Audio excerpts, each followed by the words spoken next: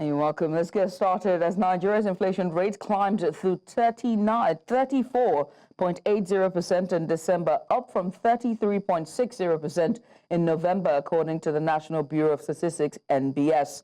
Transportation costs drove the increase, while food inflation eased slightly to 39.8% from 39.9%.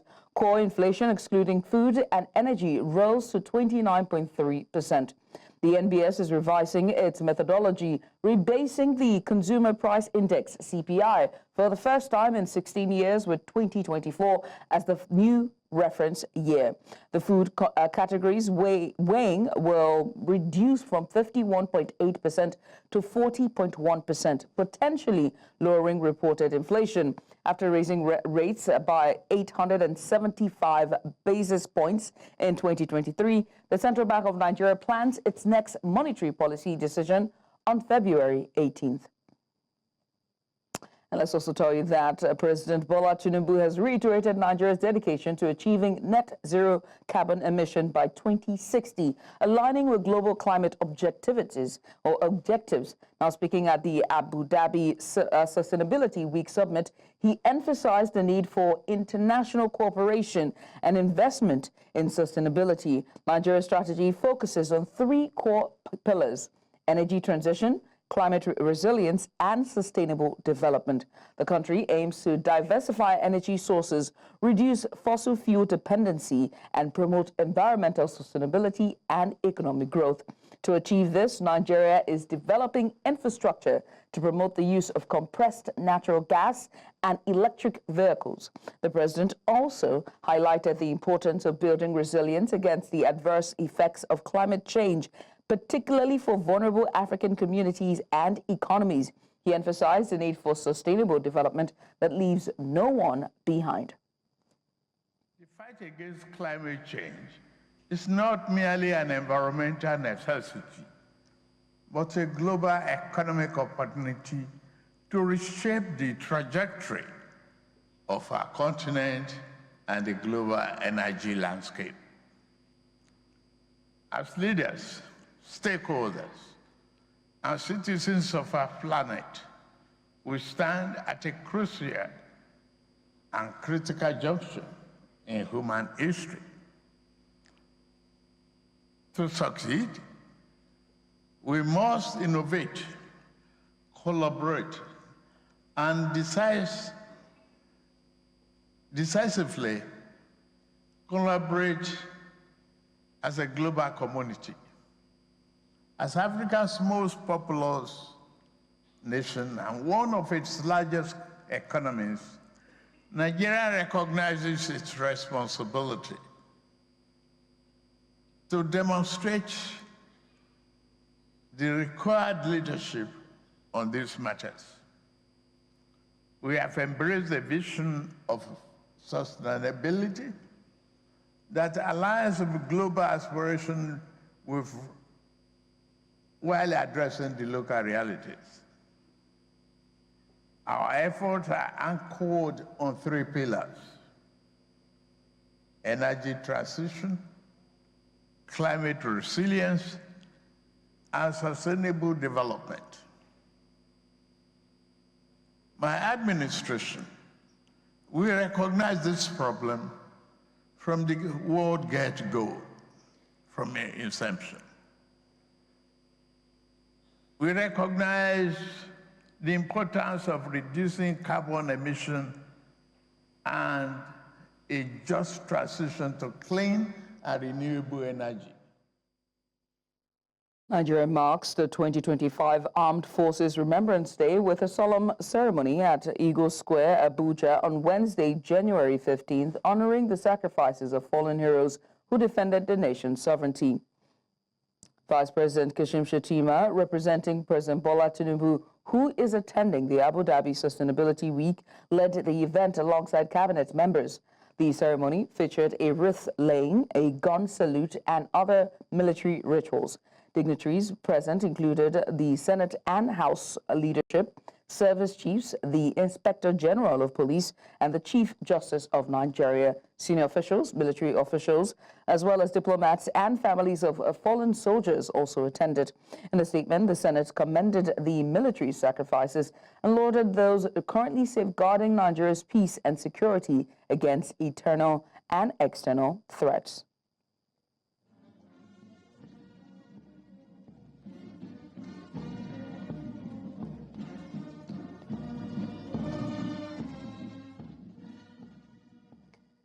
Meanwhile, the House of Representatives has called for the provision of scholarships and free medical services, including priority attention for the children and families of the nation's servicemen and women. Lawmakers say there's a need to honor the sacrifices of Nigeria's Armed Forces of Nigeria as they strive to protect the nation. News Central's correspondent Idong Joseph reports.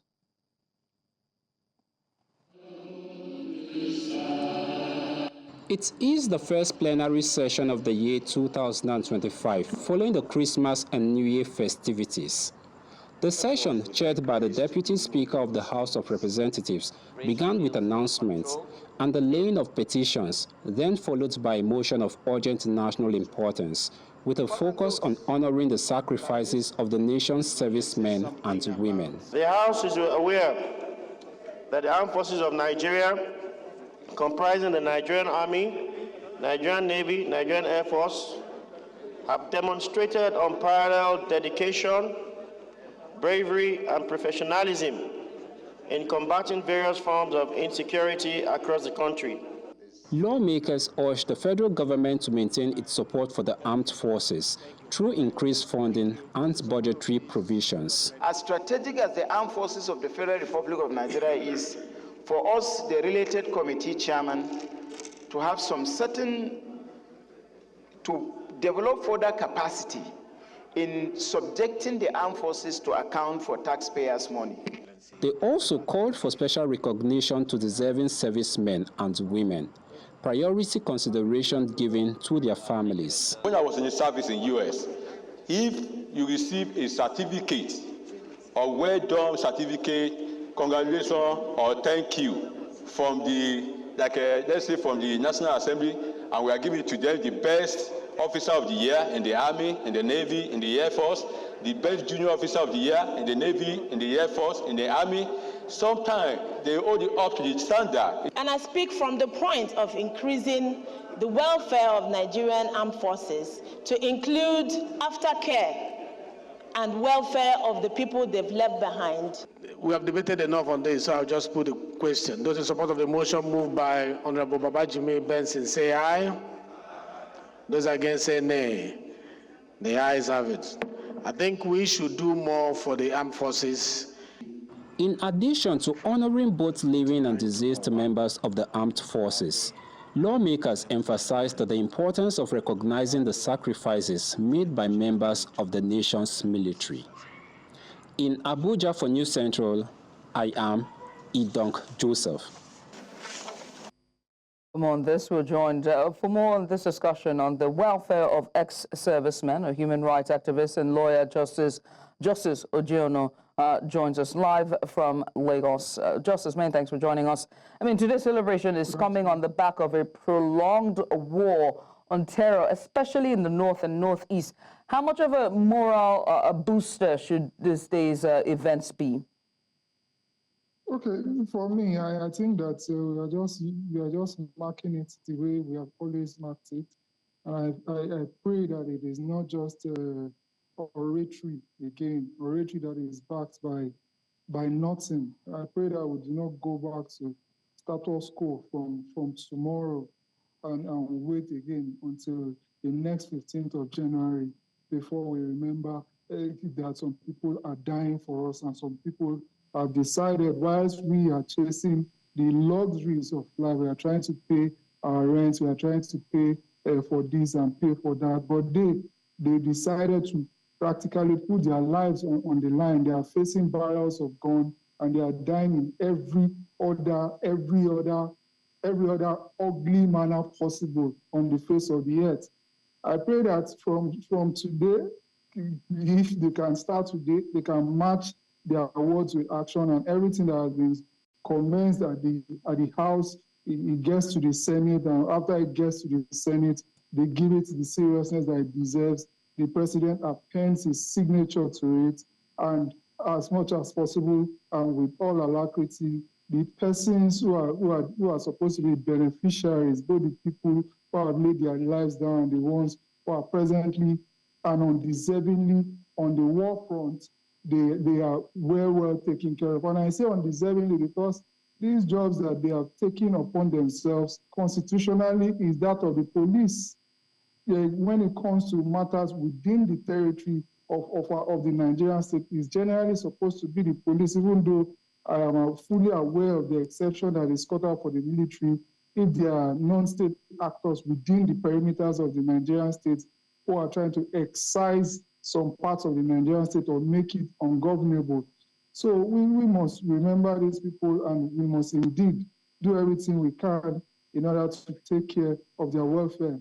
Right. I mean, you talked about implementation, and so one has to ask the question, and you just made a very clear case that, the soldiers haven't enjoyed the best of welfare as far as this country is concerned. So how can leadership at all levels make this a moment, for them to change the narrative and start to make sure that those who fight for the sovereignty and for the freedom and, for just the safeguarding of the nation enjoy the benefit of this nation? Okay, for me, I just think that they should transit from just paying lip service and from everything they do on a ceremonial basis every year. They should actually now hit the ground running and ensure that they give everything that is budgetarily supposed to go to the welfare, not just the armed forces this time, the welfare of the people that give them the morale to actually do the work, that they actually make those provisions available, not just make it available, but give it to them, because we have situations now. One of the things that the Attorney General stated in his defense with the National Assembly, I think yesterday, was that about $105 million was recovered from looted funds of the military. That's a bit popular. One of the Suki saga, where a lot of money that is meant for the military is siphoned by these politicians and these powers that be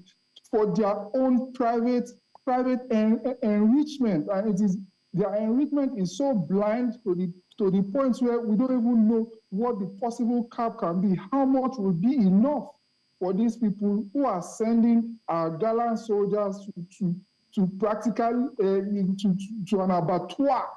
I feel that to a human and unreasonable abattoir, I feel that a lot needs to be done to at least appeal to the morality of these politicians and of the rank and file, especially of the army, especially the corrupt ones amongst them that have absolutely no regard for the life of the average Nigerian soldier. So we have to also look into those loopholes to see that those leakages that are making the Nigerian Armed Forces not as attractive are actually plugged as fast as possible. Well, Justice, we must say thank you for taking out the time to have this conversation with us. Justice Ejono there, legal practitioner and human rights lawyer. Switch gears now as we talk about corruption. The Independent Corrupt Practices and Other Related Offences Commission has arraigned the Director of Administration and Supplies at the National Boundary Commission, Aishatu Abdullahi, and the Assistant Chief Accountant, Ganji Rahila, over allegations of forgery and abuse of office. In a 5-count charge, the commission accused the defendants of conspiring to allow the first defendant, Ganji Rahila, to participate in the senior promotion exercise and secure her confirmation to the rank of Chief Accountant at the National Boundary Commission, while simultaneously being employed by Galaxy Backbone Limited. The commission also accused Rahila of forging an admission letter from Carnegie Mellon University, Rwanda, purportedly addressed to her husband, Suleiman Mishira, to support her application for a leave of absence from the National Boundary Commission. The duo was arraigned on before Justice Yusuf Halilu of the Federal Capital Territory High Court in Maitama, Abuja. And back to Lagos, Nigeria, where reactions have continued to trail the impeachment of the Speaker of the House of the Lagos State House of Assembly, Mudashiru Obasa. In this special report, News Central's Adhere Ibrahim visited Agege, which is a stronghold of the former Speaker, to hear from residents about Obasa's indictment. And here's what he found. Take a look. Mudashiru Obasa, who is serving his 4th term as a lawmaker, was removed from office on charges of abuse of power and gross misconduct. However, many speculate that his impeachment stems from a deepening rift with the Governor Babajide Sanwo-Olu. That is what is so that he reap. To me, he's not a good person. Imagine a speaker ridiculing a sitting governor. Look at what he did on the budget presentation. That day I know that he's going. You keep the governors waiting. You keep the leadership waiting. You keep the invitees waiting. And when you came in a black glass. Yes, there is division in terms of the governance. There have to be the legislative and executive. But then there has to be mutual regard and respect. I'm here standing in Oluwole Olaniyan Street. This, according to some, is sacred ground, as this is the ground zero of the mandate movement. As behind me right now is the constituency office of Right Honorable Mudashiru Obasa, who was impeached controversially on Monday the 12th. Now, attempt to speak with residents, within the community to get their reactions on what happened on Monday has proven abortive. However, we are hoping that they would speak to us subsequently. Obasa is a man of the people. I don't have anything to say too much. Because all this thing, Jesus Christ, see this kind of thing. I know see this kind of thing. There's no way this kind of thing is not happen. Obasa has been doing many things to help youth, widows, you understand? And when something like this happens, we need prayer for our Oga. I was shattered, to say the least, because this is a man that I not only respect, that I follow. It is more like a blessing and a curse for Agege. Having the speaker, because having the speaker has brought a lot of this development, infrastructural development. On the other hand, politically, like I do tell people, those who joined politics 5-6 years ago would think that is the normal way it is done. Somebody sitting somewhere and just saying this is the person that should be in position without considering how others will feel. The impeachment marks a significant blow to Obasa's supporters and his political base. Meanwhile, opposition voices appear to be leveraging the situation, with signs of political realignment emerging at the constituency level. The structure is already dismantled. You see people following him before, not all of them that loves him. A lot of meetings has been going on. To fine-tune everything, a lot of meetings have been going on in order to bring Agege back to his normal shape. It's going to cost a lot of realignment in Agege politics. I can categorically say that there has not been APC in Agege for some time. We have Obasa movement, and that has been the movement that has been representing APC. What lessons can be drawn from the former speaker's fall from grace? Power is transient, and whether being removed or you finish your tenure, it's just so that there's no position you hold that will not end. In a related development, the new speaker, Mojisola Miranda, visited the governor's office in Marina earlier on Tuesday.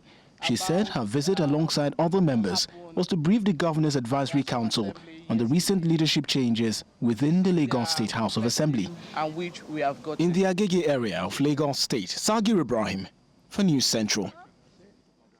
Meanwhile, the opposition, People's Democratic Party and the Labour Party in Lagos State have demanded a probe of the impeached Speaker of the House, and that's the Lagos State House of Assembly, Mudashiru Obasa, by the anti-graft agencies. Now, they made the call in the wake of events following the impeachment, which members of the Assembly justified, citing corruption allegations. Publicity Secretary of the PDP in Lagos, Akim Amodu, said the State Assembly should have already submitted a petition to the Economic and Financial Crimes Commission to investigate the fraud allegations against the former Speaker. Maintaining a similar position, Labour Party Secretary Sam Okpala said there should be consequences.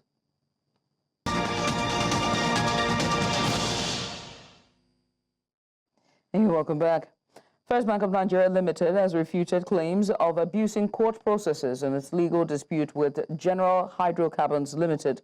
The bank said it had fulfilled its loan obligations but faced resistance when it demanded governance and transparency from GHL.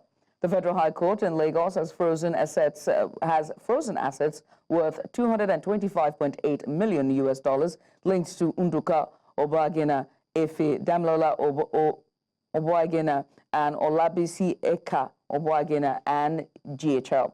However, GHL said it has secured a separate court order safeguarding its operations. Meanwhile, the management of General Hydrocarbon Limited, GHL, has responded to what is described as misinformation or inaccurate information allegedly put out by First Bank Limited on the matter with GHL. Now, according to General Hydrocarbons Limited, First Bank keeps talking about diversion of funds by GHL without providing any evidence. GHL said if FBN was so sure of its facts, why not put GHL on notice? Why an ex parte? General Hydrocarbons said, contrary to FBN's claims, it sought to appoint an independent asset manager to promote corporate governance. GHL also said what FBN sought to do was to appoint a company that it can fire at any time to take over GHL's business, offices and operations within 90 days of further disbursement. GHL says it refused and counteroffered a joint operating committee with FBN, and they refused resulting in the current impasse. The Nigerian Air Force has confirmed that misplaced hits by Air Force fighter jets belonging to the air component of Operation Fasan Yama had impacted Tugar Kara community, killing several innocent civilians. This was made known by the Air Force fact-finding team on ground for an on-the-spot assessment, saying that the point of impact of the strike exceeded its planned and targeted area. The team, led by the former Director of Public Relations and Information of the Air Force, Air Vice Marshal Edward Gakwat, expressed the regret of the Chief of the Air Staff, saying that the Air Force regrets the unfortunate incident, which left no fewer than 16 persons dead. Road Safety Corps, FRSC, has confirmed the death of 6 persons who lost their lives in an auto crash involving an articulated vehicle on Tuesday in Lokoja, Kogi State. FRSC Sector Commander in charge of Kogi State, Samuel Oyedeji, who confirmed the level of casualties in the accident to journalists, also disclosed that 60 persons sustained various degrees of injuries in the unfortunate incident. He attributed the incident or accident to overspeeding and urged motorists to always adhere to road regulations to avoid mishaps on the road. The sector commander said that the corpses of the 6 dead persons have also been disposed at the Federal University Teaching Hospital. And we now head to Papalada community in Nasarawa State, where relatives and friends of Salome Adaidu are still reeling in shock over news of her beheading. The 24-year-old Salome was decapitated allegedly by Timileyin Ajayi, a man reported to be her boyfriend.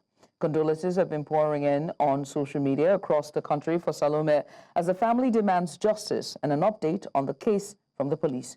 News Central's Amadi Uyi has been covering the story and has the latest. 24-year-old Salome Adaidu, a 7-youth corper with the National Youth Service Corps in Abuja, was hoping to finish her 1-year mandatory service in March.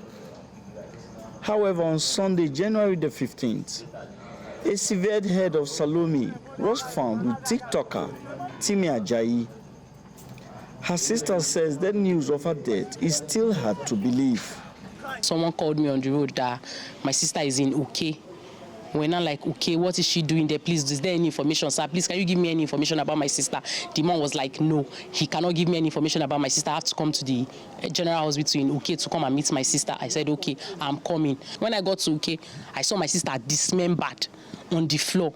My sister, they told us to come and identify the body. We came, we saw my sister lying down on the floor, her hand, her legs, everything separated from her body.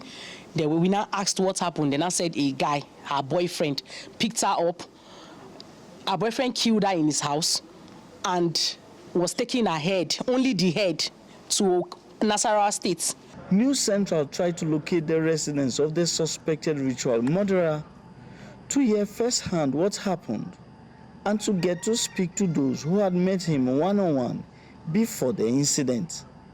Some say the episode remains a shock. We got to see that there are some parts of human being in a sack, back, 7 back.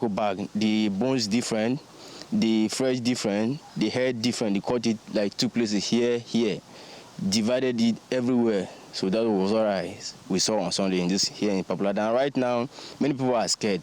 I never see a man with this guy. It's different girls every day. Sometimes when we sit down, I say they ask some bar people, say me them find girl for them. I hear them with my ear when we dey for bar. So you normally deal with girls. This is what I know. You normally deal with girls. I never see them with a man for my lifestyle. In the whole Papalana, the morale of people is down. People are mourning. People are mourning in this community because it's just like even worse than a dream. It's what people could not believe. The family of Salome, however, expressed displeasure at the way and manner the police have handled the case. We are not satisfied with what the Nigerian police are doing just yet. I am not satisfied. I don't think anybody here is satisfied. They've not asked the family to write statements. They've not told the family anything about the guy, what he does, where he picked her from. I think these are basic questions that need to be asked. All we just know is that we need to know information about my sister and we need justice. While the Nasarawa State Police Command are yet to speak on the matter, the family of Salome are calling for justice for their daughter. In Abuja for News Central, I am Amadine Uyi. Many thanks to Amadine Uyi for that report there. We switch gears back to Zamfara, the airstrike killings, as we have our correspondent Emmanuel Bagudu joining us live from Zamfara State for more on this story. Emmanuel, this is a very, very sad and costly mistake. Can you tell us what the latest is? Emmanuel, I was asking, this is a very costly and just a mistake that never should have happened. 16 lives. What's the latest with you? Yes, the latest is the fact that out there you can see the video going there. Of course, the gentleman we saw yesterday, community head of Tungarikara, of course, out the Sarkin Yaki, of course, relating with the officers and men of Nigerian Air Force. They have been led by Air Vice Marshal Edward Bucket. Of course, the people of Tungarikara called News Central this afternoon to rejoice with them by letting them know that they just call us, let us know that they're happy for us to come and tell their story that invoked the Air Force to come and visit them. It's something they express so joy about. So the fact finding is so intense. Of course, the Air Force told the press that they have discovered that they actually made a mistake, that they made an error that cost a lot of lives. So that is the situation, and it's so relieving that the people of Maradu and Zurmi, talking about 5 communities, who have their children involved in that air mishap, talking about Emawa, Kambarawa, Kakindawa, Idangoga, and of course Tungarikara. They're all happy that the Air Force visited the scene and have taken full responsibility for their action, and have accepted that they have actually made a mistake, and have promised they are going to return to the Air Force headquarters and present their findings to the Chief of Air Staff, who will further take action. Yeah. Emmanuel, I must say thank you for just taking out the time to give us the latest. We'll definitely come back to you for more on this story as you continue to follow it right here. You're watching News Now on News Central Television. Emmanuel Bagudu, their reporter, live from Zamfara State, giving us a bit of update on the very costly and unfortunate death. We'll go on a short break. When we return, there's more. Stay here. Students of Comprehensive Senior Secondary School, Idiwo Etumbozo, a Bendel local government area of Abia State, are now without classrooms due to a fire outbreak. The fire engulfed the block housing the senior classes of the only community secondary school in the area on Sunday. News Center's Chinwe Ugeli tells us more. Were meant to return to school on Monday, being the resumption date for the state. But then today, not many of them are in school because they have nowhere to stay and receive lessons. I feel very sad because there's no any other place that we can stay and learn. This fire incident is the second within 1 week in Abia State. The comprehensive senior secondary school is the only that serves about 3 communities, making it difficult for the students to have a nearby alternative. The inferno of last Sunday has destroyed the senior secondary, as a staff who witnessed the raging fire explains. When I came here, the fire was on top of this roof. So it was at that point, and some people who were here, who arrived here earlier, they couldn't do anything because the classroom were locked. So it was when I came in and I asked them to break the classroom, and then that was how we managed to bring out some of these decks. To make sure the students are kept in school, the principal says they have provided a space for them pending the renovation of the building. We have another classroom over there, and it's not all that good because it has a leaking roof.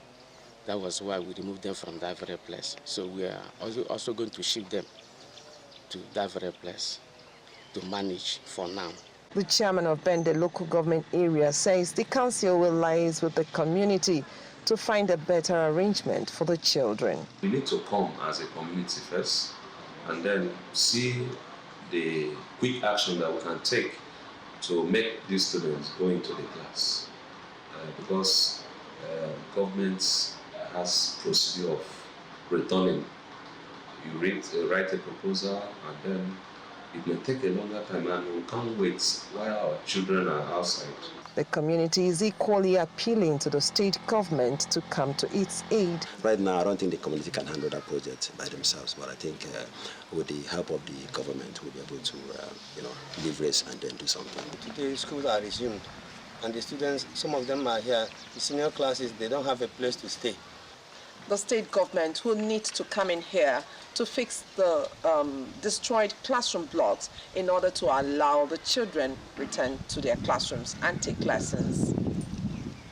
In Itumbuzo for News Central, I am Chinwe Ugeli. The Deputy Governor of Ogun State, Noimot Salako Oyedeji, narrowly escaped an attack on Wednesday during a protest by students in Abeokuta, the Ogun State capital. The incident occurred while the Deputy Governor's convoy was en route to the 35 Artillery Brigade Alamala Abeokuta to represent Governor Dapo Abiodun at the 2025 Armed Forces Remembrance Day celebration. It was gathered that some aggrieved students of Moshood Abiola Polytechnic Abeokuta were seen on the streets following the dissolution of the union government by the management. The students had earlier held a protest on Monday over the hike in the school fees shortly after the school was shut. And off to Edo State, where gunshots disrupted the Edo State Governorship Election Petition Tribunal, which began hearing on Wednesday in Benin City, the state capital.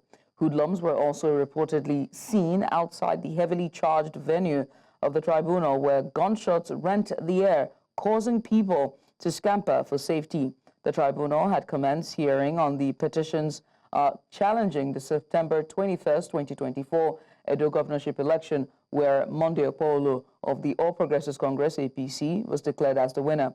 The main challenger at the tribunal is Asu Ighodalo of the People's Democratic Party, PDP. The electoral umpire, INEC, had declared Okpolo winner of the poll with 291,677 votes. Ighodalo was said to have polled 247,274 votes, while Olumide Akpata of the Labour Party, LP, came a distant third in the race with 22,763 votes. And you're welcome back. And up to Southern Africa, where Mozambique's new president, Daniel Chapo, has vowed to unite the country as he took the oath of office on Wednesday. Now, this comes as 7 more protesters were killed in fresh political unrest. Chapo, who was previously a little-known provincial governor, extends his Frelimo party's 50-year rule of the gas-rich African nation after October's contested election. Supporters of opposition candidate Venancio Molemne, who insists he won the vote, have protested for months, sometimes drawing a violent police response.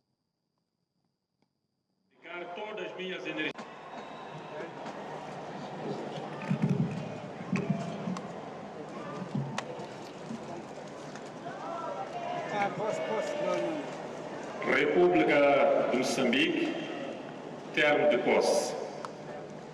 Eu, Daniel Francisco Chapo, juro por minha honra respeitar e fazer respeitar a Constituição, desempenhar com fidelidade o cargo de Presidente da República de Moçambique, dedicar todas as minhas energias à defesa.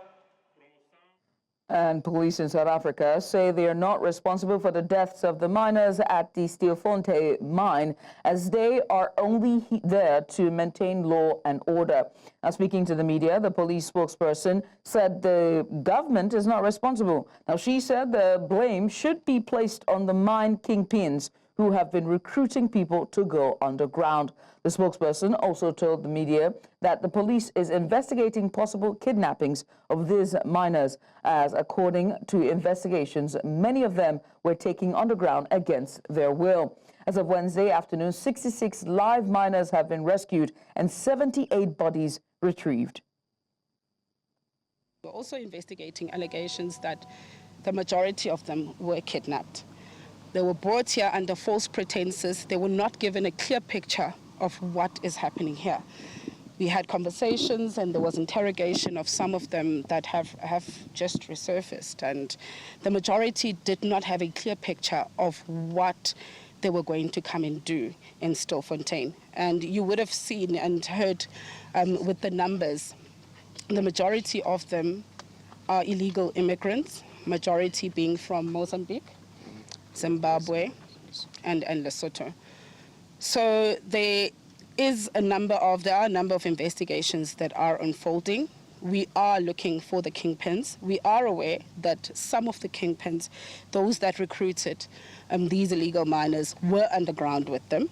So we are waiting for them to resurface so that they can answer and take accountability of what has happened here in Stilfontein.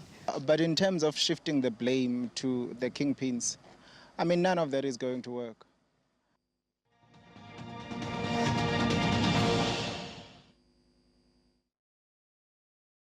And you're welcome back. There are indications that the Israel and Hamas have reached a ceasefire deal to end 15 months of war in Gaza. Now, President-elect Donald Trump says there is a deal for the hostages that they will be released shortly.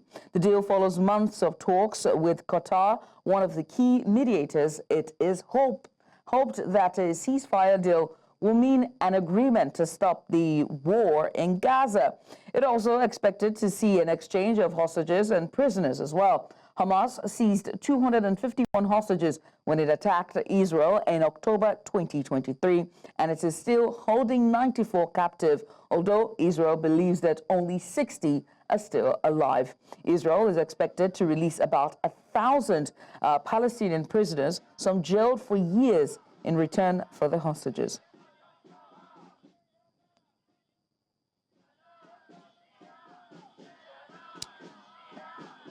And what you're seeing live footages from Israel as the participants of that demonstration is calling for the return of the hostages and to end the war, or better yet, the bloodshed. As you can see, those are live stills from both Israel and also there, the scenes you're seeing is from Gaza and Palestine.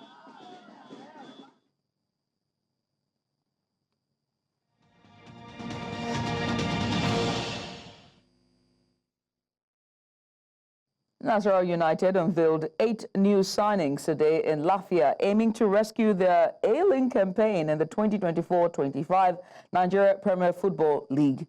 Now struggling in last place on the standings with 16 points from 19 matches and reeling from a 3-point deduction for a referee assault incident, the Solid Miners are seeking a turnaround.